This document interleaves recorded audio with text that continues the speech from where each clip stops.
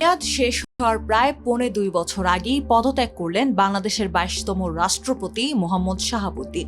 শারীরিক অসুস্থতাকে আনুষ্ঠানিকভাবে কারণ হিসেবে দেখালেও এই বিদায়ের পেছনে লুকিয়ে আছে জুলাই গণঅভ্যুত্থানের পর থেকে তৈরি হওয়া দীর্ঘ রাজনৈতিক জটিলতা ও নানা টানাপোড়েন। খবর এসেছে বঙ্গভবন ছেড়ে তিনি এখন উঠছেন রাজধানীর গুলশানে তার নিজ বাসভবনে। কিন্তু কিভাবে ঘটল এই নাটকীয় পরিবর্তন?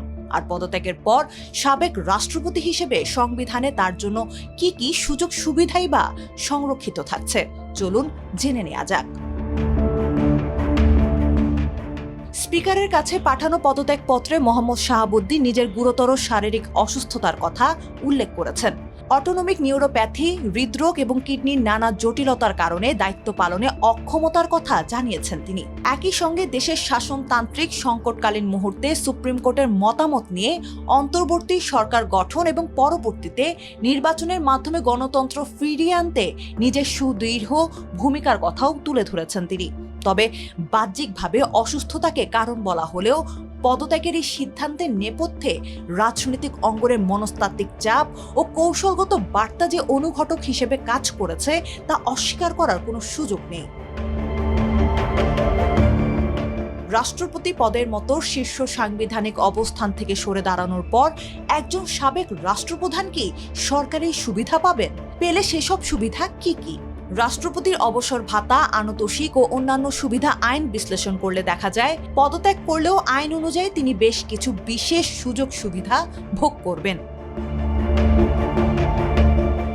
বর্তমান নিয়ম অনুযায়ী রাষ্ট্রপতির মূল বেতন 1,20,000 টাকা।